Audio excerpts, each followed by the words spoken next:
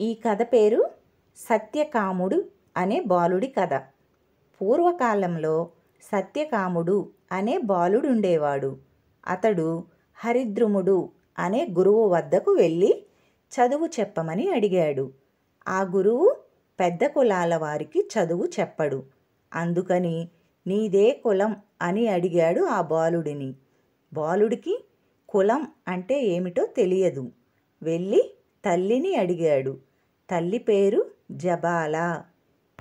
అమ్మ, మనది ఏ కులం అని అడిగాడు. అప్పుడు దానికి తల్లి, నాయనా, నీకు తండ్రి లేడు. నేను పేదరాలును. పని మనిషిగా జీవించాను. అనేక మంది యజమానులని కొలిచాను. నువ్వు ఏ యజమానికి పుట్టావో నాకు తెలియదు. మరి నీ తండ్రి ఎవరో, అతని కులమేమిటో నేనెలా చెప్పేది? నీది ఏ కులమో నేనెలా గుర్తించేది అన్నది. బాలుడు గురువు వద్దకు వెళ్ళి అమ్మ చెప్పిందంతా చెప్పాడు. బాలుని సత్యమైన మాటలకు ఆశ్చర్యపోయాడు గురువుగారు. వెంటనే బాలుడిని శిష్యునిగా చేర్చుకున్నాడు.